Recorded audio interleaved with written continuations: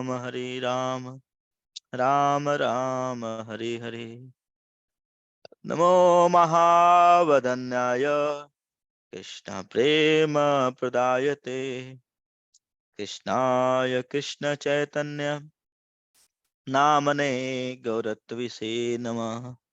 पंचतत्वात्मकं कृष्णं भक्तरूप स्वरूपकं भक्तावतारं भक्ताख्यं नमामि भक्ति शक्तिकम्। नमो विष्णुदाय कृष्ण भूत कृष्ण। हरे कृष्णा। तो आप सभी भक्तों का मैं विशेष स्वागत करता हूं और बड़ा ये शुभ अवसर चल रहा है कि गौरांग महाप्रभु का अभी आविर्भाव आने वाला है। तो हर जगह होती है ना। हम लोग कई जगह सुने होंगे भागवत कथा, कृष्ण कथा सुने होंगे, कई जगह सुने होंगे आप राम कथा। लेकिन कलयुग में भागवत कथा, राम कथा तो है ही, लेकिन एक स्पेशल कथा प्रकट हुआ है। उस कथा का नाम क्या है? गौर कथा। हाँ, गौर कथा ना। उस गौर मतलब चैतन्य महाप्रभु। शास्त्रों में बताया गया है चैतन्य महाप्रभु। एक बार की बात है, आप जाएंगे ना मायापुर में। मायापुर में एक स्थान है हंस वाहन शिव जी। हंस वाहन शिव जी आप लोग को घुमा नहीं पाए थे, लेकिन बड़ा शुभ स्थान है। जाएंगे वहां पर मायापुर में, तो वहां पर हंस वाहन शिव जी की एक बड़ा ही सुंदर कथा है। क्या सुंदर कथा है कि एक बार की बात है कि आ, आ, वो जो हंस वाहन शिव जी हैं, वो शिव जी हंस का सवारी लेके आए। जैसे शास्त्रों में बताया गया है, क्या शास्त्रों में बताया गया है कि जैसे नैमिषारण्य है, अयोध्या है, वृंदावन है, राधा कुंड है, अलग अलग धाम है ना। तो ये सब धाम जो है वो क्या है? मायापुर में। वो सब क्या है? मायापुर में धाम। ओरिजिनल इसका स्थान क्या है? मायापुर में। जैसे मैं और मायापुर स्थान से ही चारों ओर क्या है? फैला हुआ है। जैसे मैं यहाँ पर क्या है, लखनऊ में बैठ करके, अयोध्या में बैठ करके क्या कर रहा हूँ? टेलीकास्ट कर रहा हूँ। अलग अलग जगह क्या हो रहा है? दिख रहा है। उसी तरह से सब धाम का जो ओरिजिन पॉइंट है वो क्या है? मायापुर। और मायापुर क्या है? मायापुर मतलब स्वयं श्रीमती राधा रानी का क्या है? हृदय है। श्रीमती राधा रानी क्या है? हृदय। और अब हृदय जो है, सोचिए राधा रानी का। लेकिन नहीं, कभी कभार होता है हमारे घरों में, जो जब माताओं को अपना उनका एक स्पेशल रूम दे दिया जाता है, तो रूम को क्या करते हैं? बड़े सजाते हैं। अलग अलग तरह से क्या करती हैं? सजाती है माताएं। या शादी के बाद क्या होता है, हस्बैंड वाइफ दोनों पति पत्नी मिलके अपने अपने रूम को क्या करते हैं? सजाते हैं। उसी तरह से राधा रानी का एक स्पेशल धाम मिला। वो धाम क्या कहलाता है? मायापुर। अब मायापुर को स्वयं श्रीमती राधा ने अपने हाथों से क्या की है? श्रृंगार की है, सजाई है। तो सजाई कैसे है? तो उन्होंने सभी धामों का जो ओरिजिनल पॉइंट अपने ही धाम में बना लिए। नहीं चाहते, सब लोग चाहते हैं मेरे यहाँ से सब कंट्रोल होके सब कुछ क्या होके मेरे से ही कंट्रोल होके। तो उसी तरह से ये भाव कहाँ से आता है? एक्चुअली ये भाव श्रीमती राधा रानी के अंदर है। तो राधा रानी ने क्या किया? सभी धामों का जो ओरिजिनल हेड पॉइंट है, हेड ऑफिस क्या है? वो है आपका मायापुर धाम। अब मायापुर धाम से ही सब धाम क्या है? वो प्रकट हो। जैसे प्रोजेक्टर होता है ना, अतः यहाँ से निकलता है लाइट, दिखाता है कहीं और। उसी तरह से मायापुर धाम एक तरह से क्या है? प्रोजेक्टर है। अब मायापुर धाम से ही सब कुछ क्या है? प्रोजेक्ट होकर के पूरे विश्व में ये सब चीज क्या है? फैला हुआ है। इसलिए जो मायापुर धाम है, इस कलयुग का बताया गया है बहुत ही पवित्र धाम। सबसे पवित्र धाम क्या है? मायापुर धाम। अब लेकिन मायापुर धाम अभी नहीं समझ में आएगा। मायापुर धाम बताया गया है जैसे जैसे कलयुग बढ़ेगा, वैसे वैसे क्या होगा? श्रीमन जो मायापुर धाम है, वह प्रकट होगा। वो मायापुर धाम प्रकट होने के लिए ही क्या नाम है, गुरुजन लोग क्या किए हैं, इस संसार में प्रकट हुए। तो ये जो मायापुर धाम है, इसी मायापुर धाम में श्री चैतन्य महाप्रभु क्या हुए हैं, प्रकट हुए, इसी मायापुर धाम। और श्री चैतन्य महाप्रभु के ऊपर बताया गया, श्रीमती चैतन्य महाप्रभु कौन है, स्वयं श्रीमती राधा रानी और कृष्ण के युगल अवतार। श्री राधा और कृष्ण क्या है, युगल अवतार। जब राधा कृष्ण एक हो जाते हैं तो वो क्या बनते हैं, श्री चैतन्य महाप्रभु। कैसे क्या हुआ, इसके पीछे कथा भी हम लोग जानने का और सुनने का प्रयास करेंगे। तो मैं कुछ देखिए, चैतन्य महाप्रभु के ऊपर कई शास्त्र हैं, चैतन्य महाप्रभु के ऊपर तो कई शास्त्र हैं, लेकिन 3 शास्त्र मुख्य रूप से 3 शास्त्र है। कौन सा? एक तो पहला शास्त्र है चैतन्य मंगल, सॉरी चैतन्य चरितामृत, पहला शास्त्र, जिसको कृष्णदास कविराज जी ने लिखा है। किसने लिखा है? कृष्णदास कविराज। दूसरा चैतन्य महाप्रभु के ऊपर एक और शास्त्र है जिसका नाम है चैतन्य भागवत। क्या नाम है? चैतन्य भागवत, जिसको किसने लिखा है? वृंदावन दास ठाकुर जी ने लिखा है। किसने लिखा है? वृंदावन दास ठाकुर जी ने लिखा। और एक है चैतन्य मंगल। देखिए मैं दिखा रहा हूं आप लोग को, शायद दिख रहा होगा आप लोग को, चैतन्य मंगल। ये क्या है? चैतन्य मंगल को किसने लिखा है? स्वयं किसने? इनका नाम है लोचन दास ठाकुर। किसने लिखा है? लोचन दास ठाकुर। तो सबसे पहले हम लोग लोचन दास ठाकुर के बारे में जानने का प्रयास करते हैं। तो बताया गया है लोचन दास ठाकुर का जन्म जो हुआ था, ये बड़े ही अद्भुत आचार्य थे। इनका जो जन्म हुआ था 1527 के आसपास हुआ था। कहां पर? वेस्ट बंगाल में इनका जन्म हुआ था। तो लोचन दास ठाकुर जो थे, अपने माता पिता के इकलौते संतान थे। क्या थे? माता पिता के इकलौते संतान थे। और माता पिता के इकलौते संतान होने के कारण से लोचन दास ठाकुर से सभी लोग, उनके माता पिता, सोचिए जिसका इकलौता संतान हो, माता पिता कितना प्रेम करते। देखिए यहाँ पर भी कई माता पिता होंगे, इनके इकलौते संतान होंगे। संतान मतलब बच्चा, इस विशेष तौर से लड़का। सोचते हैं कि अरे लड़का नहीं रहेगा तो हमारा खानदान कैसे बढ़ेगा। तो उसी तरह से लोचन दास ठाकुर भी अपने माता पिता के क्या थे? इकलौते संतान थे। और बता रहे हैं वो लेकिन और साथ में लोचन दास ठाकुर जो थे, अपना ननिहाल में रह करके ही क्या हुआ, अपने पढ़ाई, अपना कुछ शिक्षा दीक्षा का कार्य पूरा किए। तो जैसे पहले के समाज में क्या होता था, बचपन में ही क्या होता था, शादी हो जाता था बचपन में। नहीं, जैसे छोटे बच्चे होते थे, 3 साल के होते थे, 4 साल के होते थे, उसी समय शादी हो जाता था। उसी तरह से लोचन दास ठाकुर को क्या हो गया, बचपन में ही विवाह हो गया। अब विवाह होने के बाद धीरे धीरे लोचन दास ठाकुर बढ़े। और जब बड़े हुए तो धीरे धीरे अपने गुरु से क्या करते थे, इनके गुरु का नाम था नरहरि सरकार। इनके गुरु का क्या नाम था? नरहरि सरकार। तो नरहरि सरकार से ये रोज गौर कथा सुनते थे। क्या सुनते थे? गौर कथा। और गौर कथा सुनते सुनते इनके अंदर क्या हुआ, विरक्ति आ गई। इनके अंदर क्या हो गया? विरक्ति आ गई। जब विरक्ति आ गई, लोचन दास ठाकुर की इच्छा हुई, अब मैं इस संसार, क्या नाम है, अब गृहस्थ आश्रम में प्रवेश नहीं करूंगा। अब गृहस्थ आश्रम में प्रवेश नहीं करूंगा। और ऐसा सोच करके अपने गुरु के ही आश्रम में रहने लगे। तो क्या हुआ, जब ऐसा ठान लिया, अपने गुरु के ही आश्रम में रहने लगे, तो अब माता पिता सोचिए क्या करेंगे। माता पिता दुखी होकर के आश्रम में आके धमक गए, इस्कॉन मंदिर में धमक गए। अरे आपने मेरे बच्चे को किडनैप कर लिया। आपने मेरे बच्चे को साधु बना दिया। ठीक है, अब तो इसकी शादी हो गई है, अब उस बच्ची कहाँ जाएगी, कैसे करेगी? तो ऐसे मतलब लोचन कह रहे हैं, लोचन दास ठाकुर के माता पिता आकर के नरहरि सरकार के पास दंगा करने लगे। तब क्या हुआ, उसी समय नरहरि सरकार ठाकुर आए और लोचन दास ठाकुर को बोले, लोचन जा करके अभी क्या करो, अभी अब तुम शादीशुदा हो, ये सब छोड़ो, आश्रम छोड़ के जाओ, शादी अपने पत्नी को लेके आओ। क्योंकि पत्नी बचपन में ही क्या थी, शादी होने के बाद क्या होता था पहले, पत्नी घर पर रहती थी, बाद में जब बड़ा होता था तो बाद में लड़की की विदाई करके लेके आया जाता था।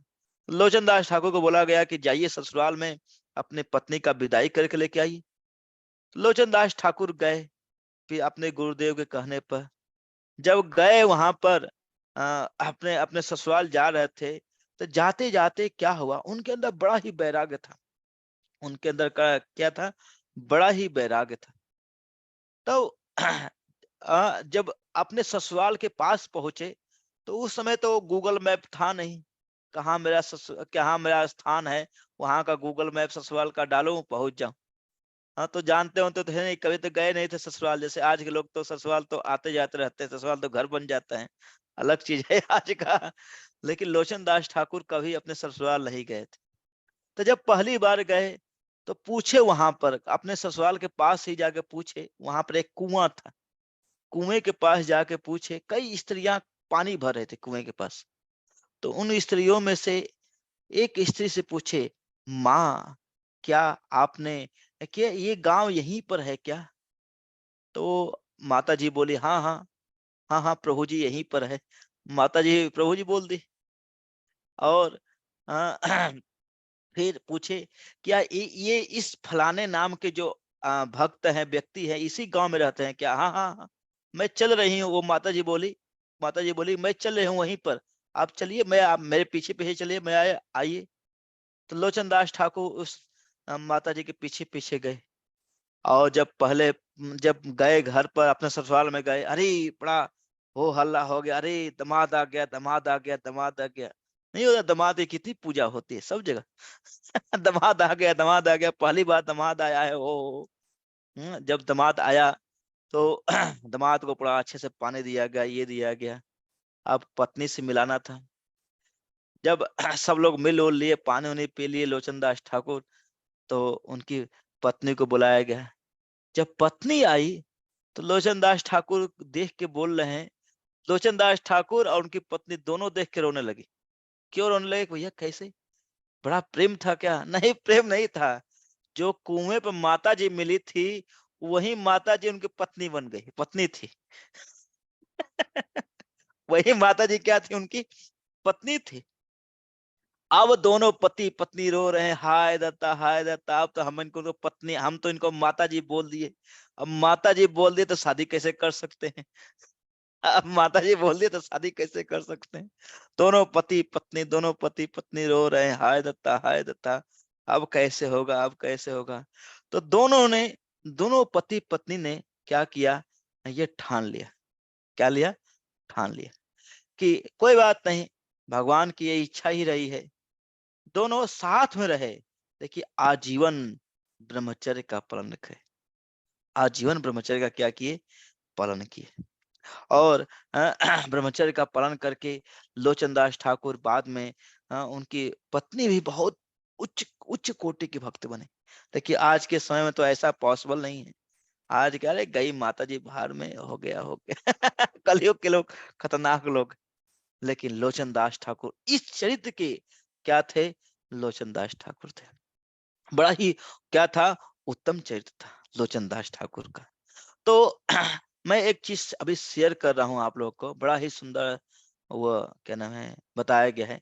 चैतन्य महाप्रभु के ऊपर चैतन्य चरितामृत में 14 श्लोक लिखे गए। कितने श्लोक लिखे गए हैं? 14 श्लोक। ये 14 श्लोक क्या है कि 14 श्लोक ही पूरे चैतन्य महाप्रभु की जीवनी के ऊपर बताया जाता है। 14 श्लोक से ही पूरा चैतन्य महाप्रभु का जीवनी बताया जाता है। देखिए यहाँ बता रहे हैं, बड़ा सुंदर है।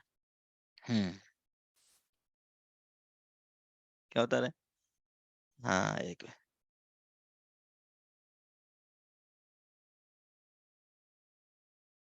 हम्म, देखिए यहाँ पे लिखा हुआ है, वंदे गुरु भक्तान ईसाई सवतार काना।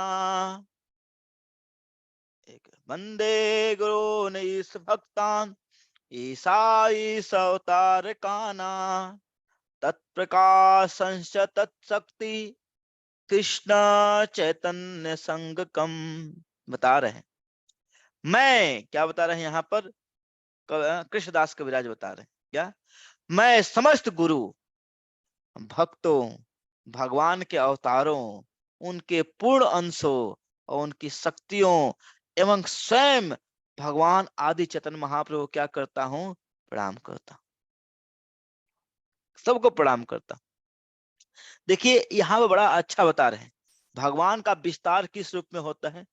बंदे गुरुन ईस भक्तान, ईसा इस अवतार कान, तत्प्रकाश तत्शक्ति, वंदे श्री कृष्ण चैतन्य संगकम। तो जो भगवान होते हैं अपना विस्तार 6 रूप में करते हैं। कितने रूपों में करते हैं? 6 रूप में। कैसे? समस्त गुरुओं के रूप में, यानी जो गुरु जो हम जो भक्त लोग या गुरु लोग हमको भक्ति में लेके आते हैं, पहला विस्तार किस रूप में होता है? गुरु के रूप में होता है। दूसरा विस्तार किस में होता है? भक्तों के रूप में। देखिए आपको इतने, देखिए इतने आपके गुरुजन हैं, देखिए देवशेखर प्रभु हैं, परमेश्वर प्रभु हैं, वैभव चैतन्य प्रभु हैं, कई भक्त हैं जो क्या करते हैं, आप सभी लोग को भक्ति में कैसे आगे बढ़ना चाहिए बता रहे हैं। और साथ में जूम पर इतने सारे भक्त लोग हैं। तो भगवान का पहला विस्तार गुरु के रूप में, दूसरा विस्तार भक्तों के रूप में, तीसरा विस्तार क्या है? भगवान के अवतार, जैसे नरसिंह, बावन, कूर्म, अलग अलग भगवान के अवतार। चौथा भगवान का विस्तार किसमें होता है? पूर्ण अंश, जैसे कृष्ण, बलराम। ये भगवान का 5वां विस्तार है। हाँ चौथा, हाँ 1 2 3 4, चौथा। और 5वां क्या है? उनकी शक्ति कौन है? श्रीमती राधा रानी, माता सीता, ये उनकी क्या है? शक्तियां हैं। और छठा क्या है? स्वयं भगवान चैतन्य, भगवान श्री कृष्ण। जो भगवान श्री कृष्ण है, यानी 6 रूप में भगवान क्या करते हैं? संसार में प्रकट होते हैं 6 रूपों में। और 6 रूपों के द्वारा क्या करते हैं? श्री चैतन्य महाप्रभु हम लोग को भगवत भक्ति करने का शिक्षा देते हैं, हम लोग को भगवत भक्ति करने का। तो बता रहे हैं, वंदे श्री कृष्ण चैतन्य नित्यानंद सहोदयो, गौड़ उदय पुष्पवंतो, चित्रो संदो तमो नमो नदो। बता रहे हैं आगे कृष्णदास कविराज क्या बता रहे हैं, बड़ा सुंदर बता रहे हैं। क्या है? वंदे श्री कृष्ण चैतन्य नित्यानंद सहोदयो। तो यहाँ बता रहे क्या है? मैं सूर्य तथा चंद्रमा के समान श्री कृष्ण चैतन्य तथा भगवान नित्यानंद प्रभु क्या करता हूँ? सादर नमस्कार करता हूँ। तो आप लोग भी क्या कीजिए, बोलिए चैतन्य महाप्रभु की जय, नित्यानंद प्रभु की जय। देखिए 3 चंद्र हुए, एक रामचंद्र हुए हैं, एक कृष्ण चंद्र हुए हैं, एक गौर चंद्र हुए हैं। कलयुग में कौन प्रकट हुए हैं? गौर चंद्र। हाँ? तो बड़ा ही ये जो गौर चंद्र हैं, सब अवतार सरसिरो मणि, केवल आनंद कंदो, भजो भजो भाई चैतन्य निताई, सुदृढ़ विश्वास करी। बता रहे हैं सब अवतार सारे शिरोमणि, जो चैतन्य महाप्रभु कौन है? सभी अवतारों को क्या है? सार है। सब अवतार सार शिरोमणि, केवल आनंद कंद। जो चैतन्य महाप्रभु की जो भक्ति है, आनंद का कंद है, आनंद का घन है। देखिए सभी लोगों को पहले भक्ति करने के लिए तपस्या, भक्ति करने के लिए बहुत तपस्या करना पड़ता था, हिमालय में जाना पड़ता था, क्या करना पड़ता था कि इतने इतने व्रत रखना पड़ता था, क्या क्या इतनी तपस्या करनी पड़ती थी। लेकिन कलयुग में क्या भक्ति हुई जी है, आप बैठ करके साल ओढ़ करके कंबल ओढ़ करके हरे कृष्णा करते रहिए। जूम पर आके आप जहां भी हो वहां से आज देखिए भक्ति कितनी इजी कर दी है चैतन्य महाप्रभु। चैतन्य महाप्रभु की कृपा है, कितना विशेष कृपा है चैतन्य महाप्रभु का। इसलिए जो गौर चंद्र की जो भक्ति है वो बहुत ही सरल है, बहुत ही क्या है? बहुत ही सरल है गौर चंद्र की भक्ति। तो शास्त्रों में बताया गया है कि जो कृष्ण है, कृष्ण की भक्ति में जब भगवान श्री कृष्ण आए थे तो उन्होंने भक्ति करना सिखाया था। कैसे भक्ति बताया था, सिखाया नहीं था, बताया था। क्या है? सर्वधर्मान परित्यज्य माम एकम शरणं व्रज, अहम त्वाम सर्व पापेभ्यो मोक्ष सामी मासुचा। तो चतर अब जो भगवान श्री कृष्ण है वो बोलते हैं सर्वधर्मान प्रत्यजम। भगवत गीता के अंत में बोलते हैं, हे अर्जुन, तुम समस्त धर्मों को त्याग करके मेरी बात मानो, परित्यज्य, तुम छोड़कर मेरे पास आओ, माम एकम शरणम रज, मेरी मेरी सेवा मेरी शरण में आ जाओ, अहम त्वाम सर्व पाप हो, मैं तुम्हारे समस्त पापों को क्या कर दूंगा, नष्ट कर दूंगा।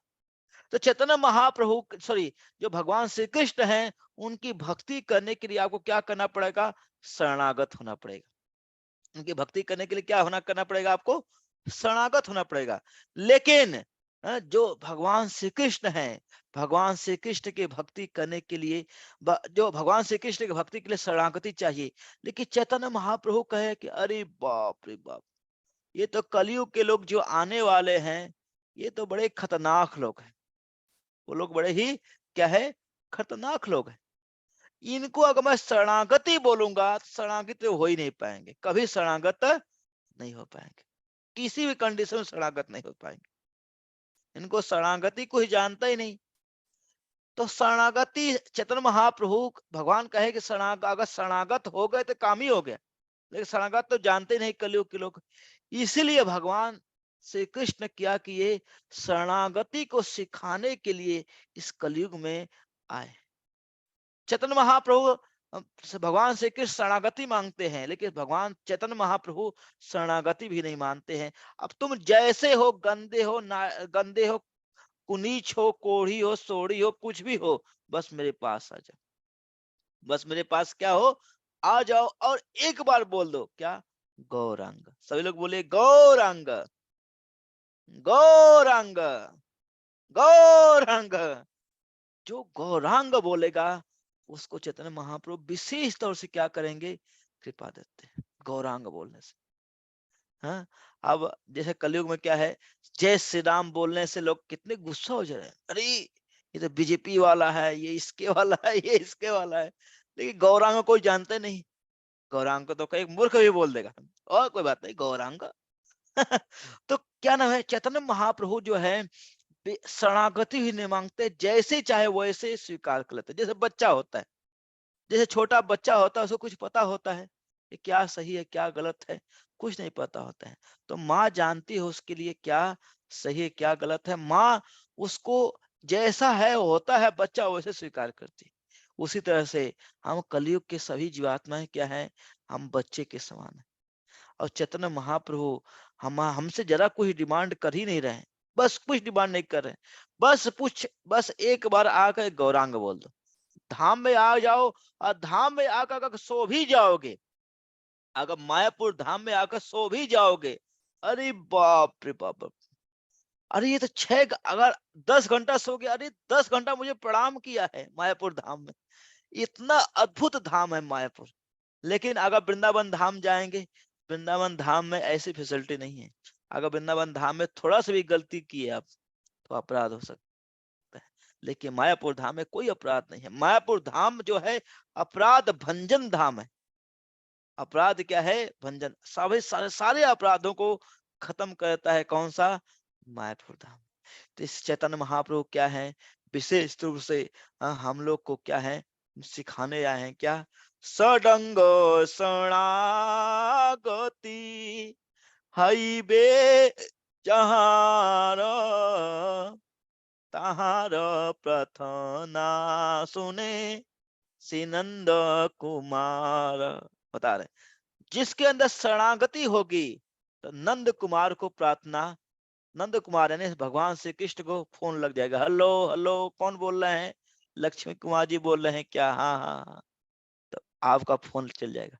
लेकिन शरणागति कौन सिखाएगा, तो उसी शरणागति को सिखाने के लिए श्री कृष्ण चैतन्य प्रभु जीवे दया करी स्वपार्षद श्रीय धाम सहवतरी। तो शरणागति को सिखाने के लिए ही श्री चैतन्य महाप्रभु आए हैं, और अकेले नहीं आए, अपने समस्त भक्तों के साथ आए, समस्त भक्तों के साथ। बता रहे हैं बंदे, मतलब मैं इसीलिए क्या कर रहा हूं, चैतन्य महाप्रभु क्या करता हूँ, नमस्कार करता। वंदे श्री कृष्ण चैतन्य नित्यानंद सहोदय। जो श्री कृष्ण चैतन्य है वो क्या है, वो वो उन दोनों को, श्री चैतन्य महाप्रभु और नित्यानंद प्रभु को मैं क्या करता हूँ, नमस्कार करता हूँ। क्यों नमस्कार करता हूँ? जैसे क्या नाम है, सूर्य जैसे अभी सूर्योदय हो रहा है, सूर्योदय को उदय होने से क्या होता है, चारों ओर प्रकाश फैल जाता है। उसी तरह से गौड़ देश यानी वेस्ट बंगाल, पश्चिम बंगाल के पश्चिम बंगाल में से चैतन्य महाप्रभु और नित्यानंद प्रभु क्या हुए हैं, प्रकट हुए हैं। क्षितिज में, गौड़ देश के क्षितिज में नित्यानंद प्रभु और चैतन्य महाप्रभु प्रकट हुए। किस लिए? हम जैसे मूर्खों की अज्ञानता को दूर करने के लिए, मूर्खों की अज्ञानता। और इसलिए श्री कृष्ण चैतन्य महाप्रभु और नित्यानंद प्रभु ये स्पेशल अवतार हैं, क्योंकि आ करके खुद सिखाते हैं भक्ति कैसे की जाए। इसलिए चैतन्य महाप्रभु को और नित्यानंद प्रभु क्या करते हैं, हम लोग प्रणाम करते हैं और बताते हैं क्या है। और किस लिए आए महाप्रभु बता रहे हैं, अनर्पिताम चरिम चिरात करुणया उत्तीर्ण कलो समर्पितुम मुनोत्तजुलरसाम स्वभक्ति श्रियाम हरिपुरट सुंदर दुति कदम्ब संदीपित सदा हृदय कंदरे स्फुरति वास सचिनंदन। बता रहे हैं, क्या बता रहे हैं, अनर्पिताम। चैतन्य महाप्रभु क्यों प्रकट हुए? अनर्पिताम मतलब एक अर्पित होता है, एक अनर्पित होता है। अर्पित मतलब देने के लिए, और अनर्पित मतलब जो आज तक नहीं दिया गया है। अनर्पिताम चरिम चिरात यानी चैतन्य महाप्रभु इसलिए प्रकट हुए हैं जो आज तक कोई कोई अवतार नहीं कर पाए। यहाँ तक कि भगवान बराह देव, भगवान वामन देव, भगवान नरसिंह देव, भगवान कुर्म देव, भगवान वासुदेव, राम, ये जो कोई भी नहीं कर पाया, उस चीज को करने के लिए स्वयं क्या नाम है, भगवान चैतन्य महाप्रभु प्रकट हुए। भक्ति क्या क्या देने के लिए, स्वभक्ति श्रियाम समर्पितुम उज्जवल उज्जवल रसाम, अपनी भक्ति को स्वयं देने के लिए। तो बताया गया जो भगवान की भक्ति है वो उज्जवल रस के समान है, वो उज्जवल नीलमणि के समान है। तो उस भक्ति को देखिए, भक्ति क्यों स्पेशल है जानते हैं? अगर आप सोचते हो, अगर आप अगर भगवान की दो शक्ति, एक माया शक्ति, एक भक्ति शक्ति, अगर भगवान को बस में होना है, भगवान को अपने बस में करना है, तो वह है भक्ति। अगर भगवान के बस में होना है तो वह है भगवान की माया। इसलिए इस संसार में सभी व्यक्ति क्या करते हैं, भगवान की माया, धनम जन्म सुंदरी, ये सब क्या है, भगवान की माया है। लेकिन जो भक्ति है वो क्या है, भगवान की विशेष हृदय है। वो भक्ति से भगवान क्या हो जाते हैं, भक्तों के बस में हो जाते हैं। इसलिए भक्ति भगवान देते नहीं जल्दी, सबको नहीं देते, लेकिन इसी भक्ति को देने के लिए श्री चैतन्य महाप्रभु हुआ है। इसलिए कई लोग चैतन्य महाप्रभु को भगवान मानते ही नहीं है। और आप लोग में से देखिए, मैक्सिमम सभी लोग क्या होते थे, ये चैतन्य ही कौन भगवान हो गए यार। कई लोग जानते ही नहीं होंगे चैतन्य महाप्रभु को, पहली बार सुन रहे होंगे ये कौन चैतन्य है।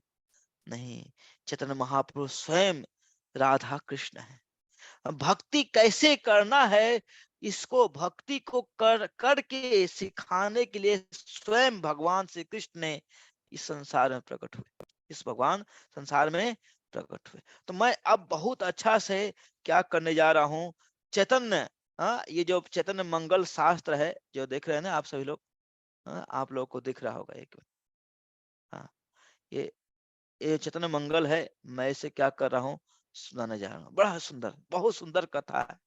तो आप सभी लोग ध्यान सुनेगा सभी लोग ना, अगर ध्यान सुनेगा तब आनंद आएगा। तो बता रहे हैं, जय जय श्री चैतन्य जय नित्यानंद, जय द्वैत चंद्र जय गौर भक्त बिंद।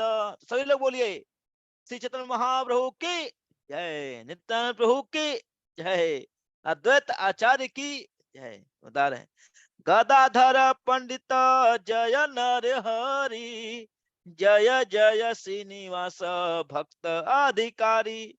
बता रहे हैं गदाधर पंडित। गदाधर पंडित कौन है? स्वयं श्रीमती राधारानी है। गदाधर पंडित की जय हो। नरहरि ठाकुर, जो नरहरि ठाकुर कौन है? लोचन दास ठाकुर के गुरुदेव हैं, उनकी जय हो। श्रीनिवास पंडित की जय हो। जो क्या है, श्रीनिवास पंडित कौन है? श्रीनिवास पंडित नारद मुनि के अवतार है। किसके अवतार है? नारद मुनि के। बता रहे हैं चैतन्य गोसाई जत प्रिय भक्त गौण सभार चरण हृदय करी रे बंदन।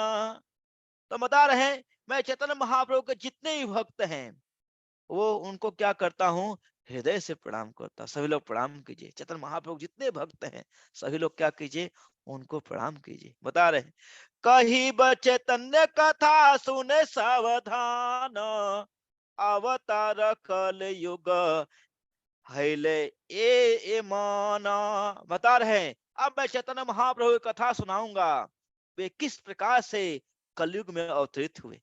इसे ध्यान पूर्वक सुनिए। क्या? श्री मुरारी गुप्त भगवत तत्व को जानते हैं। बता रहे हैं क्या है, मुरारी गुप्त एना प्रभु तत्व जाने दामोदर पंडित पूछी तत्व स्थाने कह सुन की लगी गौरांग अवतार सुनिते आनंद चिते हईते पछिते अवतार। एक बार की बात है, कौन? मुरारी गुप्त। अब सभी लोग को जब हम लोग मायापुर ले गए थे तो मायापुर में एक स्थान था मुरारी गुप्त। याद आ रहा है मुरारी गुप्त का स्थान? मुरारी गुप्त कौन थे? जो हनुमान जी का अवतार थे। हाँ, तो वही मुरारी गुप्त यहाँ बता रहे हैं। क्या है? मुरारी गुप्त भगवत तत्व, जो भगवान हनुमान जी क्या है, भक्ति के तत्व को जानते हैं, तो वही मुरारी गुप्त भगवत तत्व को जानते हैं। तो क्या हुआ, उन्होंने एक बार दामोदर पंडित से, दामोदर पंडित बड़े ही क्या ना है, बड़े ही उच्च कोटि के भक्त हैं। दामोदर एक बार दामोदर पंडित ने अकेले में पूछा। किससे? मुरारी गुप्त से पूछा। क्या? भगवान गौरांग इस संसार में क्यों अवतरित हुए? सभी लोग की इच्छा है कि गौरांग महाप्रभु इस संसार में क्यों प्रकट हुए। इसे सुनने के लिए मेरे हृदय आनंद से भर गया, ये सुन करके। तो बता रहे हैं भगवान ने अपना श्याम वर्ण त्याग कर गौर रूप क्यों स्वीकार किया। जो भगवान श्री कृष्ण है उनका क्या है, उनका नाम क्या है? श्याम, श्याम सुंदर। तो भगवान श्याम सुंदर है, श्याम सुंदर रूप क्यों त्याग दिए? तो गौर सुंदर क्यों हो गए? एक श्याम सुंदर, एक को गौर सुंदर, एक राम सुंदर। तो राम सुंदर राम जी, गौर सुंदर चैतन्य महाप्रभु और श्याम सुंदर भगवान श्री कृष्ण।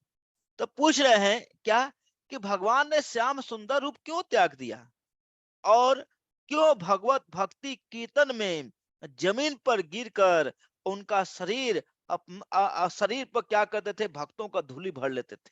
जब चैतन्य महाप्रभु कीर्तन करते थे क्या करते थे, कीर्तन कीर्तन करते नीचे भूमि में लेटने लगते थे। भक्तों की जो ब्रज रज थी, भक्तों का जो रज है अपने शरीर में लगाते थे। बता रहे हैं उन्होंने क्या है, उन्होंने गृहस्थ वेश त्याग करके सन्यास क्यों ग्रहण किया? क्या पूछ कोई कौन पूछ रहा है? ध्यान रखिएगा, कौन पूछ रहा है? दामोदर पंडित। किससे पूछ रहे हैं? मुरारी गुप्त से पूछे। हाय, वे क्यों प्रचार के लिए एक देश से दूसरे देश में भ्रमण की? चैतन्य महाप्रभु ने प्रचार क्यों किया? कभी वेस्ट, कभी दक्षिण भारत में, कभी उत्तर प्रदेश के झारखंड, उत्तर प्रदेश में, झारखंड में, फिर साउथ इंडिया, कई जगह भ्रमण किए। हाँ, वे हम बता रहे हैं के न कांदे राधा राधा गोविंद बलिया घरे घरे फिर के न प्रेम या चैला। बता रहे हैं वे राधा राधा गोविंद गोविंद पुकारते पुकारते रोते क्यों थे? देखिए कई प्रश्न है। चैतन्य महाप्रभु जब भी होते थे राधे राधे बोलते थे और गोविंद गोविंद बोल करके रोने लगते थे। उन्होंने घर घर भ्रमण करके प्रेम भक्ति रूपी असमित जो भक्ति है उसको क्यों प्रदान किया? बता रहे हैं मैं इन निगूढ़ प्रश्नों के उत्तर को दोहराऊंगा जिसे सुन करके एक मूर्ख भक्त भी क्या हो जाएगा, उसका उद्धार हो जाएगा। तो ये जो भक्ति है, ये जो इसका रहस्य है, क्या रहस्य? चैतन्य महाप्रभु क्यों प्रकट हुए, चैतन्य महाप्रभु प्रकट होकर के इस संसार में क्यों आए, और चैतन्य महाप्रभु ने गौर वर्ण क्यों, क्या श्याम वर्ण क्यों त्यागा, भगवान कीर्तन करते समय धरती पर क्यों लेटते थे, चैतन्य महाप्रभु ने संन्यास क्यों लिया, चैतन्य महाप्रभु ने एक देश से दूसरे देश में भ्रमण क्यों किया, चैतन्य महाप्रभु राधा कृष्ण का नाम लेते लेते रोने क्यों लगते थे, और लास्ट प्रश्न कि उन्होंने घर घर जा जा करके भक्ति क्यों दिया, ऐसा क्यों किया?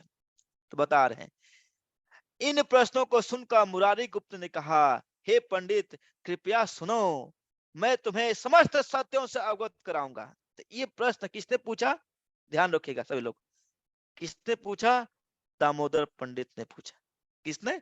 दामोदर पंडित। किससे पूछा? मुरारी गुप्त से। मुरारी गुप्त जी कौन है? हनुमान जी है। दामोदर पंडित मैं अभी याद नहीं आ रहा है, कल मैं बताऊंगा दामोदर पंडित कौन है, वो किसके अवतार है, बताऊंगा कल। बता रहे हैं, ध्यान सुनिएगा, कौन बता रहे हैं? मुरारी गुप्त बता रहे हैं। सतयुग के चार अंश धर्म शास्त्र कोए, त्रेतायेत विभाग धर्म गणना रकोए। बता रहे हैं, धर्म शास्त्र कहते हैं सतयुग। कौन सा युग? सतयुग। सतयुग में जो धर्म होता है चार पैरों पर खड़ा होता है। सतयुग में धर्म क्या होता है? चार पैर। चार पैर कौन से हैं? दया, दया दिखाना, मतलब दया मतलब मांसाहार नहीं करना। धर्म क्या होता है? धर्म के चार पिलर सतयुग में, दया, शौच, तपस्या और सत्यता। दया मतलब मांस नहीं खाना, शौच मतलब शौच मतलब क्या है? स्नान करना या पर स्त्री पर पुरुष से गमन नहीं करना। तपस्या मतलब क्या करना? व्रत आदि रखना। और सत्य मतलब बता रहे हैं कि झूठ नहीं बोलना ना। तो बता रहे हैं, तो सतयुग में जो सतयुग था उस पर धर्म चार पैरों पर खड़ा था, और त्रेता युग में जो सत्य है वो खत्म हो गया। सॉरी, तपस्या, त्रेता युग में क्या हो गया? तपस्या करना लोग बंद कर दिए। त्रेता युग में क्या हो गया? तपस्या। यानी त्रेता युग में धर्म के तीन पैर, कौन सा? दया, शौच और सत्य, तीन पैर। और बता रहे हैं द्वापर युग में केवल दो पैर, कौन सा? लोग नहा लेते हैं, शौच और सत्यता। तो लोग द्वापर युग में नहा लिए, बहुत बड़े पंडित समझ गए। और सत्यता, लोग झूठ नहीं बोलते थे सतयुग तक, सॉरी द्वापर युग तक। लेकिन कलयुग में नहाना भी छोड़ दिए। देखिए कई लोग नहाते ही नहीं। देखिए आप लोग तो भाग्यशाली हैं, सुबह सुबह नहा धो के जब करते हैं। कई लोग तो अभी 8 बजे के बाद नहाते हैं, वो भी क्या? चुल चुल पानी में। देखिए कई लोग ठंडी में नहाते नहीं, ऑफिस चले जाते, नहाते नहीं। तो कलयुग में धर्म के एक पैर है, धर्म का केवल एक पैर बचा है, वो क्या है? सत्यता। और वो भी आधा पैर कटा हुआ, आधा पैर टूट गया है। तो बता रहे हैं ऐसा धर्म बताते हैं, ऐसा धर्म शास्त्र में बताया गया है। जैसे जैसे पाप बढ़ता है वैसे वैसे धर्म क्षीण हो जाता है, और जैसे जैसे लोग अपने कर्तव्यों की उपेक्षा करते हैं वैसे वैसे वर्ण आश्रम क्षीण हो जाता है। कलयुग में देखिए जैसे जैसे धर्म को लोग छोड़ेंगे तो क्या होगा? अपने अपने कर्तव्यों की उपेक्षा करेंगे तो अधर्म बढ़ेगा। क्या है? पापमय घोर अंधियार हैल कली, मंजिल सकल लोक अधर्म बिकली। बता रहे हैं कलयुग भयावह पापों के अंधकार तक, अंधकार से अंधकार भरा हुआ है, पाप का अंधकार है। अब बता रहे हैं प्रत्येक व्यक्ति कलयुग में क्या है? पाप में डूबा रहेगा। सब व्यक्ति डूबे हैं ना, सब व्यक्ति, हर व्यक्ति क्या कर रहा है? पाप कर रहा है कलयुग में। क्या सबसे बड़ा पाप? कैसे पाप पाप कर रहा हूं प्रभु जी? देखिए सबसे बड़ा पाप बताया गया है, अगर हम जो हम प्रसाद ग्रहण करें, खाना ग्रहण करें, वो भगवान को अर्पित नहीं कर रहे हैं तो पाप है। तो आप लोग तो भाग्यशाली है, कम से कम आप पाप करना बंद कर दिए। लेकिन कई बार क्या होता है, मन करता है यार कौन भोग लगाए, खा लो ऐसे। कौन भोग लगाएगा, इतना करेगा नहीं। बिना भोग लगाए कुछ भी प्रसाद स्वीकार नहीं करना है। बता रहे हैं पाप के कारण प्रत्येक व्यक्ति का सर्वनाश हो रहा है। इस जगत में लोगों को धर्महीन देख करके, जब कलयुग में ऐसा माहौल बन गया, तो जब सारे लोग धर्महीन हो गए तो महान संत नारद मुनि ने दया बस कलयुग से रक्षा का निवारण लिया। तो नारद मुनि क्या है? भक्ति को देने वाले, भगवान के हृदय के अवतार है नारद मुनि। तो नारद मुनि को बड़ा दुख हुआ कलयुग के लोगों को देख करके, कैसे इस कलयुग की जीवात्माओं का उद्धार होगा। तब क्या हुआ? उन्होंने विचार किया। किसने? नारद मुनि ने विचार किया। क्या?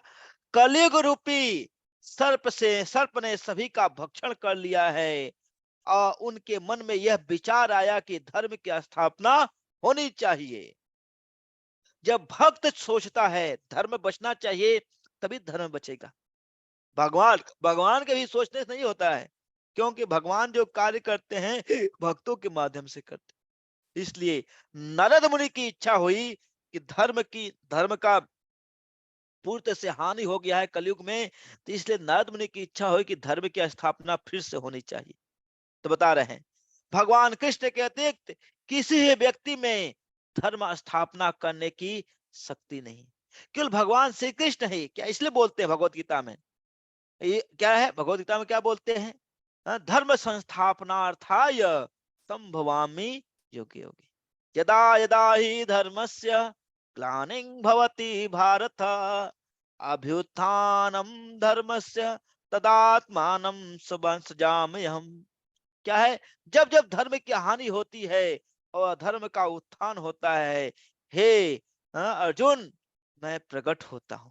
उसी तरह से नारद मुनि बता रहे हैं कि धर्म की स्थापना कोई नहीं कर सकता है, भगवान श्री कृष्ण के अतिरिक्त कोई भी नहीं कर सकता है। तो बता रहे हैं कि इसलिए मुझे कलयुग में भगवान श्री कृष्ण को जल्द ही लाना होगा। नारद मुनि ने सोचा कि भगवान श्री कृष्ण के अतिरिक्त कोई धर्म नहीं बचा सकता, इसलिए कलयुग में भगवान को लाना ही होगा। भक्तों को जो इच्छा होती है भगवान वैसा ही इच्छा करते हैं, ऐसा वेद शास्त्रों में बताया गया है। यदि मैं भगवान का श्री कृष्ण का सेवक हूं, तब मैं कलयुग में भगवान श्री कृष्ण को लेकर के ही आऊंगा। नारद मुनि ने चैलेंज ले लिया, क्या मैं भक्ति नहीं किया हूं?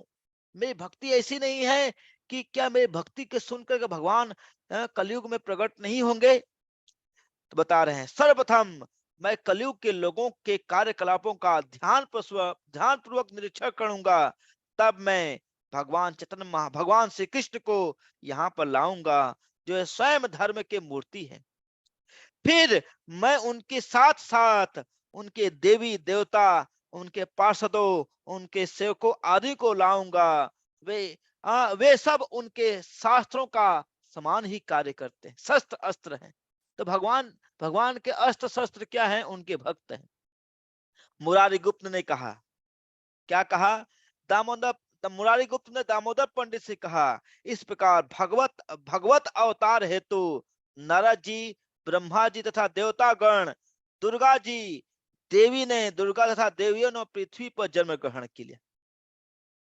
तो तब बता रहे हैं कि भगवान के इस संसार में प्रकट होने के लिए स्वयं नारद मुनि संसार में प्रकट हुए, ब्रह्मा जी प्रकट हुए, देवता गण प्रकट हुए, सभी लोग पृथ्वी पर जन्म लिए। बता रहे हैं, द्वारका के सभी यदुवंशी के सदस्यों ने पृथ्वी पर अपने अपने अंशों के साथ जन्म लिया।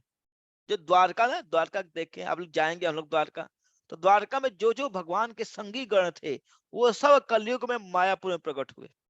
बता रहे हैं, अब मैं आपको सब कुछ बताऊंगा कैसे भगवान पूर्ण पुरुषोत्तम कृष्ण इस पृथ्वी पर अवतरित हुए। कृपया ध्यान से सुनिए सभी लोग। सब अवतार सारा गौर अवतार, ए मन करुणा प्रभु कभू नाही हबे यार। बता रहे हैं, श्री चैतन्य महाप्रभु का अवतार समस्त अवतारों में श्रेष्ठ है। कोई भी अवतार इतना दयालु नहीं है जितना चैतन्य महाप्रभु दयालु है। सब अवतार सार शिरोमणि, सभी अवतारों के जो सार हैं वो कौन है? गौरांग है। बता रहे हैं, दूसरों के कष्टों के कारण से अप्रसन्न होकर महामुनि नारद ने दिन रात भगवान कृष्ण के अमृतमय कथा का ज्ञान किया। तो नारद मुनि इस पृथ्वी पर आए और दिन रात जा करके चारों चारों ओर क्या कर रहे थे? कृष्ण कृष्ण कथा, कथा कर रहे थे।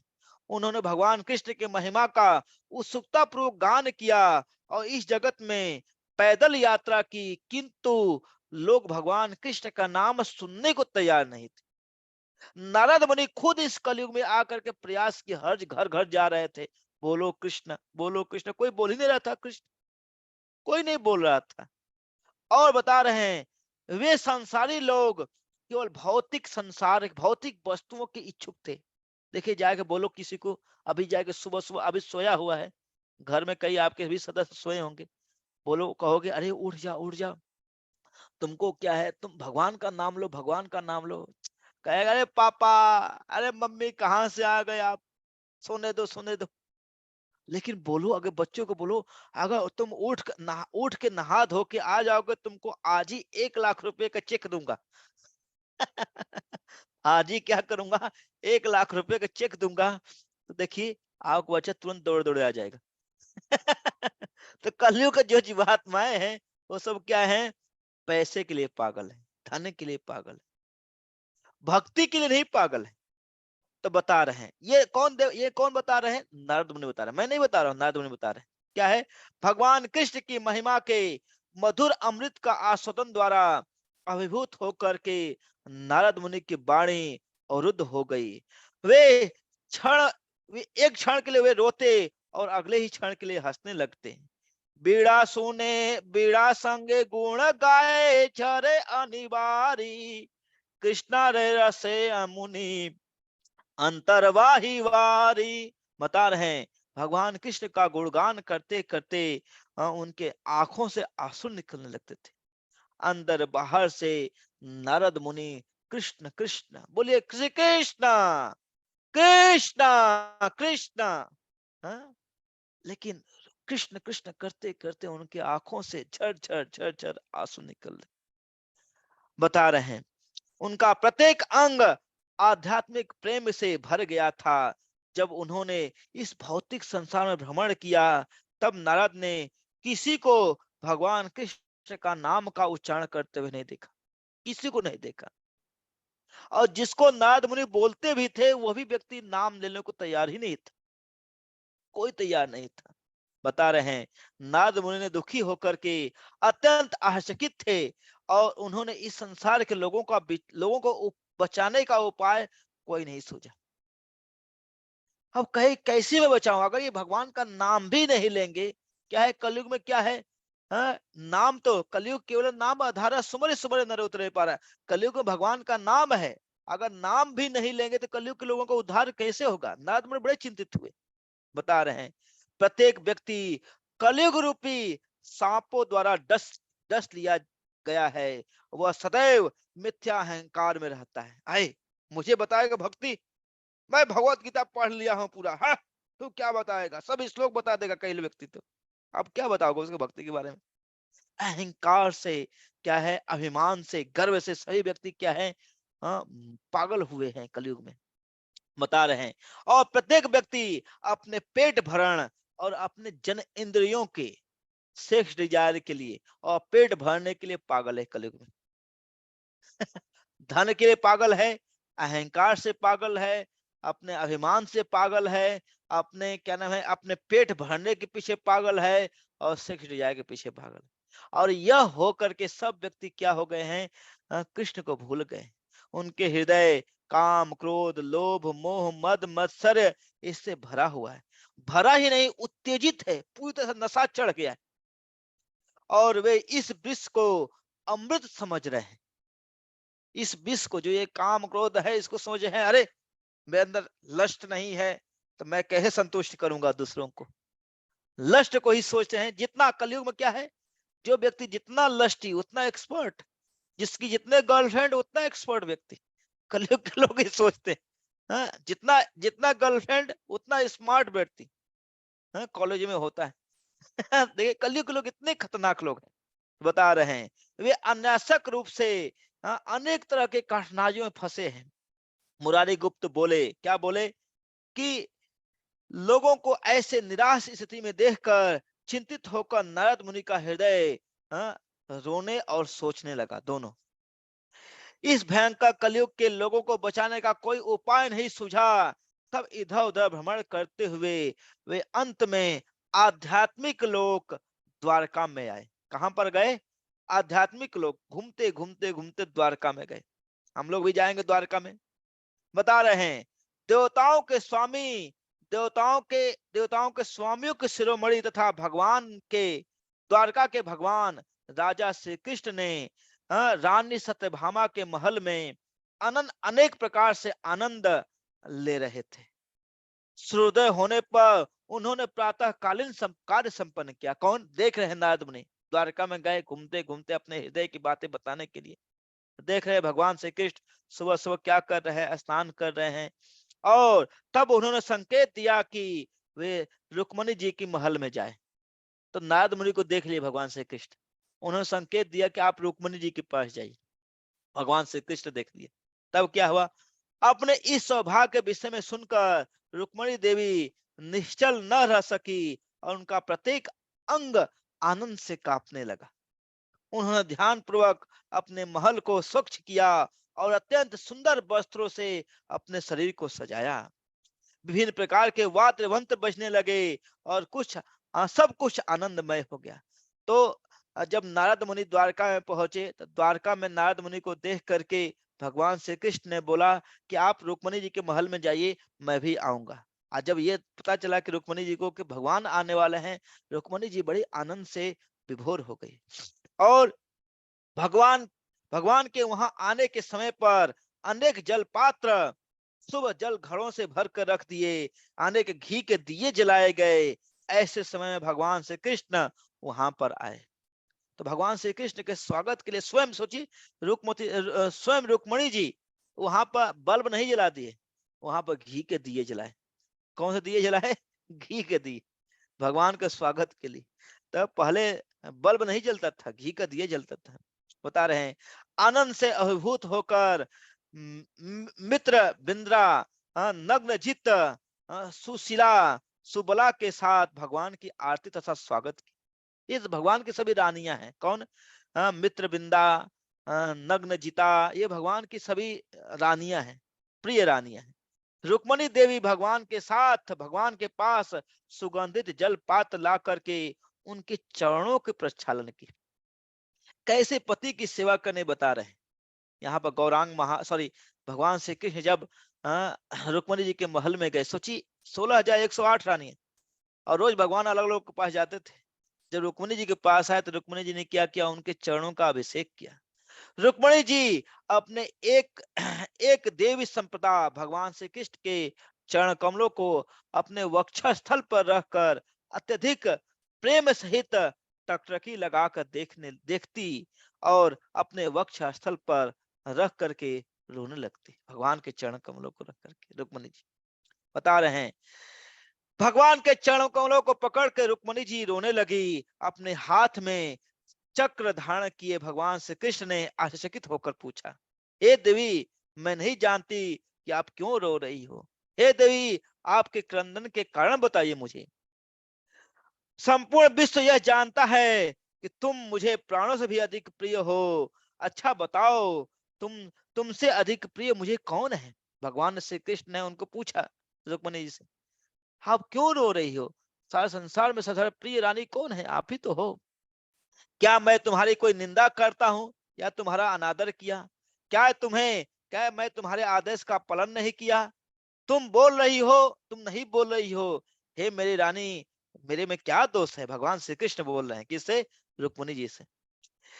केवल एक बार मैंने तुम्हारी हंसी उड़ाई थी, तुम्हें चिढ़ाया था। क्या आज भी वह बात अपने मन में रखी हो? भगवान क्या करते हैं? रानियों के साथ मजा भी लेते हैं। हाँ? नहीं, कभी कभी पति होते हैं अपनी पत्नियों के साथ ठिठोली करते हैं, तो पत्नियां कभी कभी नाराज होके बुरे मान जाती है। तो उसी तरह से भगवान श्री कृष्ण अपनी रुक्मणी जी के साथ ठिठोली कर रहे हैं।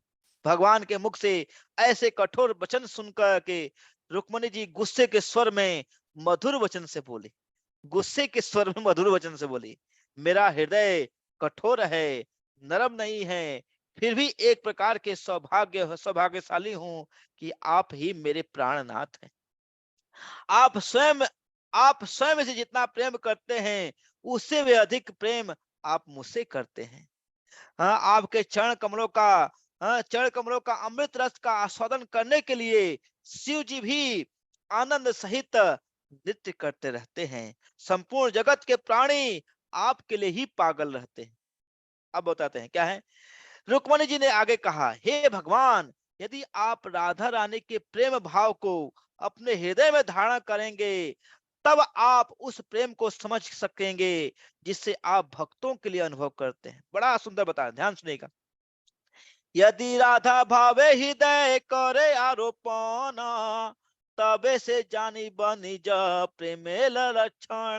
बता रहे हैं, रुक्मणी जी ने बोला, हे भगवान, यदि आप राधा रानी आपसे कितना प्रेम करती हैं, अगर राधा रानी के प्रेम को अपने हृदय में धारण कर लेंगे, तब आप समझेंगे मैं आपसे कितना प्रेम करती हूँ। यह शब्द सुनकर भगवान कृष्ण को अपने हृदय पर अत्यंत आश्चर्य हुआ। उन्होंने कहा, तुमने क्या कहा? तुमने क्या कहा? हे रुक्मणी, कृपया करके एक और बात बोलो। जो आपने कहा मैं उसे ठीक से नहीं सुन पाया। ऐसा क्या है जिसे मैं नहीं जानता? क्या राधा रानी के प्रेम को मैं जानता ही नहीं हूँ? बता रहे हैं, तुम्हारे दुर्लभ शब्दों को सुनकर मैं तुम्हारी ओर खिंचा हुआ अनुभव कर रहा हूँ। मेरा हृदय विस्मित हो रहा है। क्या? हे न की बे आछे दुर्लभति जगते, आश्चर्य मांगे जहां देखिते सुनीते। बता रहे हैं, इस दुर्लभ यह दुर्लभ वस्तु क्या है जिसे तीनों लोग में मेले पाना कठिन हो। मेरा विचार है कि उसके विषय में देखना या सुनना मैं ज्यादा पसंद मैं चाहता हूँ। वो तीनों चीज क्या है? बता रहे, एक मिनट जस्ट। तुम्हारे मुख से मैंने ऐसा कुछ सुना जो मैं समझ नहीं पा रहा हूँ। मैं यह आनंद कैसे समझ सकता हूँ? वह प्रेम जो राधा रानी का प्रेम है वो क्या है? हे देवी, कृपया करके मुझे बताइए। इस प्रकार से लोचनदास ठाकुर निष्ठा पूर्वक भगवान के चरण कमलों की महिमा का वर्णन कर रहे हैं। तो बता रहे हैं, आगे बता रहे हैं, ध्यान से। अभी थोड़ा सा 10 मिनट और कथा करेंगे, इसको कंप्लीट कर लेते हैं ना, थोड़ा सा लंबा है, घबराइएगा मत। अगर धीरे धीरे समझना चाहते हैं, क्योंकि 7 दिन है, 7 दिन कथा करना है। भगवान चैतन्य महाप्रभु क्यों प्रकट हुए यहाँ बताया जा रहा है। बता रहे हैं, मुरारी गुप्त ने आगे कहा, भगवान श्री कृष्ण के वचन को सुनकर रुक्मणी जी ने कहा कि हे भगवान, यद्यपि आप तो सब कुछ जानते हैं, परंतु मैं क्यों क्रंदन कर रही हूँ? क्या आपका हृदय नहीं जान सकता है? आप अपने चरण कमलों की शक्ति को नहीं जानते हैं। भगवान कौन बोल रहे हैं? रुक्मणी जी बोलते हैं, क्या हे भगवान, आप अपने चरण कमलों की शक्ति को नहीं जानती हैं? मेरा हृदय इसलिए क्रंदन कर रहा है क्योंकि आप जल्द ही मेरे निवास को छोड़कर अन्यत्र गमन कर जाएंगे। रुक्मणी जी क्या बोल रही हैं? मैं देखिए भगवान, आप यहाँ पर रहते हो तो मैं आपका चरण कमलों का रोज अभिषेक करती हूँ। मुझे पता चला है कि आप छोड़ के जाने वाले हो। भगवान कहने का, अच्छा, मैं छोड़ के जाने वाला हूँ, मुझको नहीं पता है, आपको पता है? मैं छोड़ के जाने वाला हूँ, मुझको नहीं पता है, आपको पता है। बता रहे हैं कि जब आप चले जाओगे तो क्या होगा? मेरा कैसे होगा? मेरा जीवन कैसे चलेगा? आपके चरण कमलों की सुगंध को सूंघ करके तो मैं जीती हूँ। रुक्मणी जी बोलती, आपके चरण कमलों को देख करके ही तो मेरा सुबह होता है। हाँ? अब बता रहे हैं कि मैं उन चरण कमलों में गिरती हूँ जो आपके चरण कमल रूपी, हाँ, क्या है, जो फूल है, उसी को मैं सूंघती हूँ भगवान। क्रंदन करते हुए मेरा मन सब तरफ से संतप्त है कि आप चले जाएंगे। बता रहे हैं, क्या बता रहे हैं? हाँ, केवल अकेले राधा राधा राधा ही प्रेम के मधुर अमृत के विषय में जानती हैं। मैं अकेले ही प्रेम का आस्वादन करती हैं, वे अकेले ही प्रेम का आस्वादन करती हैं। दिन रात राधा जी के प्रेम रूपी अमृत के विषय में श्रवण करते करते भक्तगण आशकित कैसे नहीं होंगे? बता रहे हैं यहाँ पर, ध्यान सुनिएगा अभी।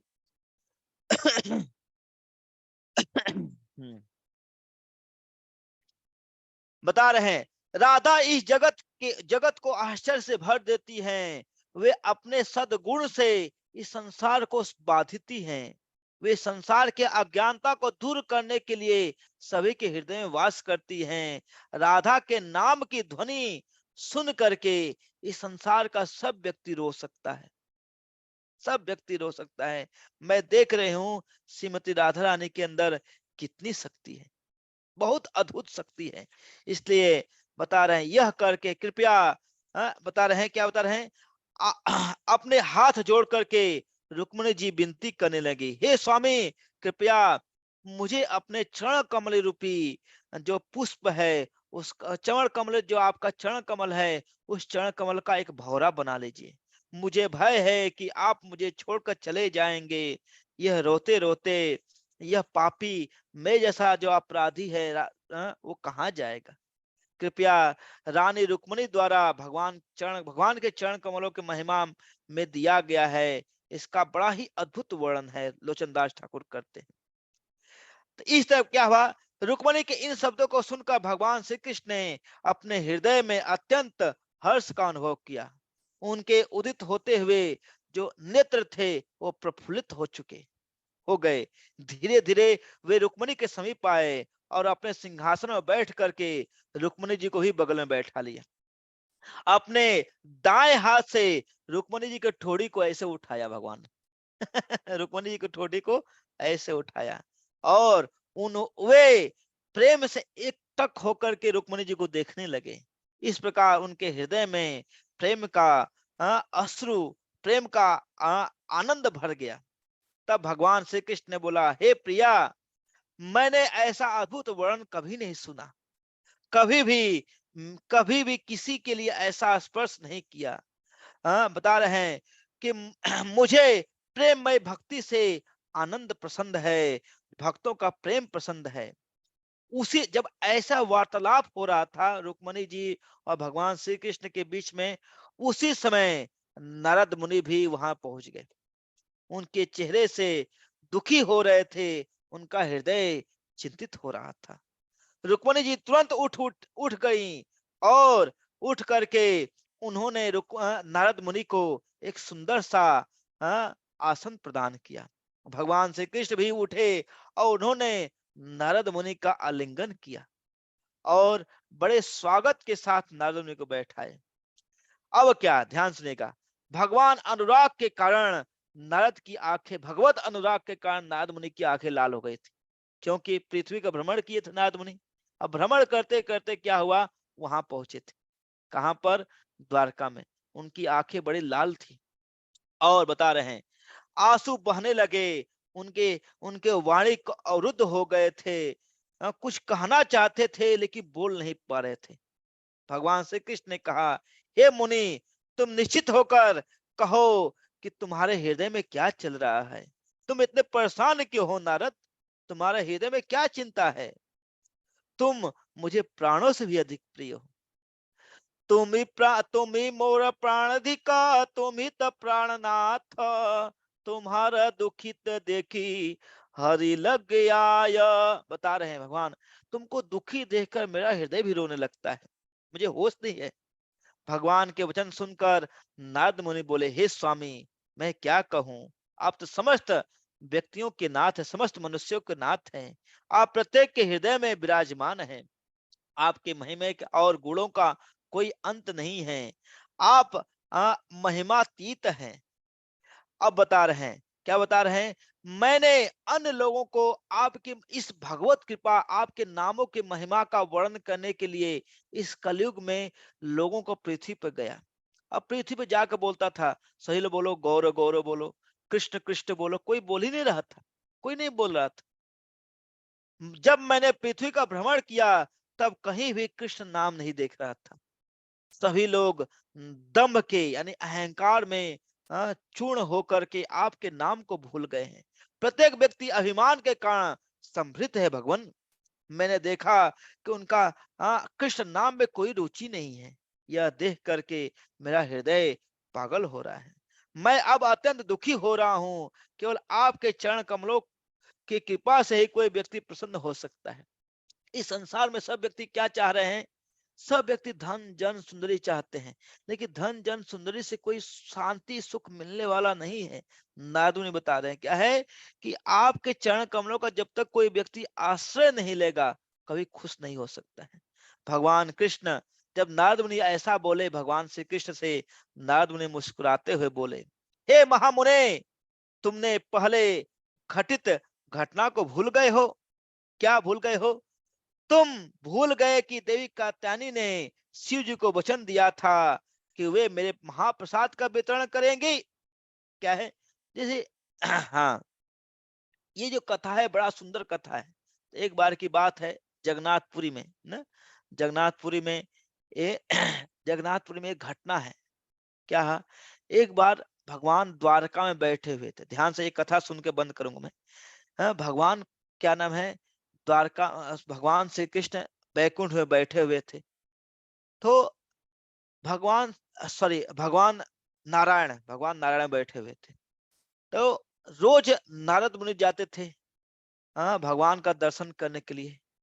और रुक्मणी, जो वहां पर लक्ष्मी जी भगवान नारायण की रोज सेवा करते थे। लेकिन नारद मुनि भगवान के पास इसलिए जाते थे कि भगवान का जो उच्चिष्ट है वह मुझको मिल जाए। भगवान का उच्चिष्ट पाने के लिए जाते थे। कौन? नारद मुनि। लेकिन कभी भी उच्चिष्ट मिलता नहीं था। तो एक बार विशेष रूप से जाकर के नारद मुनि लक्ष्मी जी को बोले, माते, थोड़ा सा भगवान का उच्चिष्ट दे देना आप। थोड़ा सा उच्चिष्ट दे देना। तो लक्ष्मी जी कही, भगवान जल्दी किसी को थाली में कुछ छोड़ते ही नहीं है, बची तो ना। तो नारद मुनि बोले, कोई बात नहीं, आज आपसे निवेदन है, उनकी खाने की क्षमता से ज्यादा प्रसाद रख दीजिएगा। उनके खाने की क्षमता से ज्यादा क्या, थाली भर दीजिएगा। क्योंकि भर देंगे थाली तो जितना खाना उतना खाएंगे, जो बच जाएगा हम खा लेंगे। तो रुक्मणी जी का, सॉरी, लक्ष्मी जी कहा ठीक है। तो गए। अगले दिन भगवान भगवान के थाली में लक्ष्मी जी ने खूब प्रसाद एक्स्ट्रा भर दिया। भगवान तो समझ गए, भगवान तो सबके हृदय में है। भगवान समझ गए। भगवान ने सब कुछ खा गया, तभी भगवान सब कुछ खा गए। अब भगवान को कोई कौन तानता है। लेकिन तभी भी लास्ट में नारद मुनि की बातों को समझ लिए थे। भगवान ने थोड़ा सा एक पीस छोड़ दिया और ला करके जैसे ही किचन में लेके आई रात, क्या नाम है, लक्ष्मी जी, जाकर नारद मुनि झपट के ले लिए। झपट के क्या लिए? ले लिए और खा गए। खा करके नाचने लगे नारद मुनि। नारद मुनि बजाए बीड़ा, राधिका रमण नामे। नारद मुनि बीड़ा बजाते बजाते पागल जैसे हो गए थे। घूमते घूमते घूमते घूमते कहाँ पहुंच गए? कैलाश पहुंच गए। जब कैलाश पहुंचे, वहां पर जाके बोल रहे हैं, ओ शिव जी, ओ शिव जी, जानते हैं आज मैं बहुत ही अद्भुत चीज पा लिया हूँ, बहुत अद्भुत चीज पा लिया हूँ। शिव जी कहे, अरे क्या पा लिए, क्या पा लिए? नाच, इतना नाच क्यों रहे हो? इतना तंग क्यों कर रहे हो मुझे? भगवान का नाम लेने में तंग क्यों कर रहे हो? नाच बोले, अरे आप जानते नहीं हो, आज मैं भगवान का महाप्रसाद पाया। क्या पाया? महाप्रसाद। अरे नारद जी को बोलते हैं, क्या नाम है, शिव जी, अरे भगवान का महाप्रसाद पा लिए। नारद, तुम बहुत बेईमान हो। तुम क्या हो, बहुत बहुत ऐसे अपने भाई को नहीं दे रहे हो। मैं भी तो तुम्हारा भाई हूँ। तुमको नहीं, तुम मुझको भगवान का प्रसाद नहीं दिए। नारद मुनि दुखी हो गए। अरे प्रभु, क्या करो, इतना इतना इतना आनंद आ रहा था खाने में, पूछना नहीं। तो भगवान शिव जी नारद मुनि का हाथ पकड़ लिए। हाथ पकड़ के देखे, अरे उस हाथ में एक चावल का आधा दाना पड़ा हुआ था। अब भगवान शिव क्या किए, उस नारद मुनि के हाथ पकड़ के अपने मुख में डाल लिए और वो आधा चावल खा गए। और जैसे ही आधा चावल भगवान शिव खाए, बाप रे बाप, पूरा का पूरा तांडव करने लगे। इतना आनंद आ गया, इतना आनंद आ गया। वो आनंद आकर के शिव जी तांडव करने लगे। तब तक तांडव करते करते क्या हुआ, वहीं पर पार्वती जी आ गई। पार्वती जी आकर के, अरे अपने पति जी से बोले, अरे प्रभु जी, क्या नाम है, अभी अभी प्रलय का समय नहीं आया है, अभी प्रलय का समय नहीं है, आप इतना तांडव क्यों कर रहे हो? तो शिव जी बोले, अरे अरे देवी, पार्वती देवी, आप समझ नहीं पाओगी, आज बड़ा ही आनंद आ रहा है।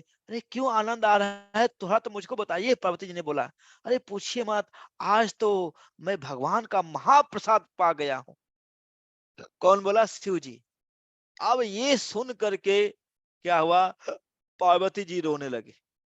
अरे आप भगवान का महाप्रसाद पा गए, मैं आपकी अर्धांगिनी हूँ, आप मुझको दिए बिना खा गए, आप कैसे पति हो, आप मुझको कुछ दे ही नहीं रहे हो। अब क्या हुआ, पार्वती जी रोने लगे। पार्वती जी रोई जा रही, रोई जा रही, रोई जा रही। बाप रे बाप, इतना रो रही हैं कि उनके रोने का आवाज बैकुंठ लोक तक पहुंच गया। शांति नहीं हो रही है। शिव जी मनाए, माते मान जाओ, मान जाओ। अब देखिए कोई मान ही नहीं रहा। तब भगवान विष्णु वहां प्रकट हुए। भगवान विष्णु प्रकट होकर के बोले कि क्या हुआ देवी? तो कहे कि देखिए महाप्रसाद, ये सब लोग महाप्रसाद अपने में खा जा रहे हैं, मुझको महाप्रसाद मिल ही नहीं रहा है। पार्वती जी ने कंप्लेन किया, मैं महाप्रसाद जब तक नहीं मिलेगा मैं शांत नहीं बैठूंगी। तो भगवान जो विष्णु थे, नारायण थे, पार्वती जी को कहे कि वरदान दिए। कहे कि जगन्नाथपुरी में आपका एक स्पेशल घर रहेगा। जगन्नाथपुरी में क्या रहेगा आपका? एक स्पेशल घर रहेगा। वो देवी कात्यायनी का मंदिर है। देवी कात्यायनी का मंदिर है। वो क्या है? वह या उनको बोलते हैं बिमला देवी भी बोलते हैं। आप जगन्नाथपुर जब मंदिर जाएंगे ना हम लोग, तो वहां पर बिमला देवी का ही मंदिर है। तो भगवान कहे, भगवान विष्णु बोले कि जब जो मुझको भोग लगेगा सबसे पहले आपको आएगा, उसके बाद संसार को वितरित होगा। उसके बाद संसार को क्या होगा? वितरित होगा। उसी तरह से आज भी जाएंगे जगन्नाथ मंदिर में, भगवान का प्रसाद भगवान को अर्पित करने के बाद सबसे पहले बिमला देवी यानी कात्यायनी देवी को आता है। कात्यायनी देवी को आने के बाद सारे संसार को फैलता है। तो वही कथा यहाँ बताया जा रहा है। तो इस कथा को हम लोग कल और भी इसको बढ़ाएंगे। ठीक है। हरे कृष्णा कृष्णा कृष्णा हरे हरे, हरे राम राम राम हरे हरे। अभी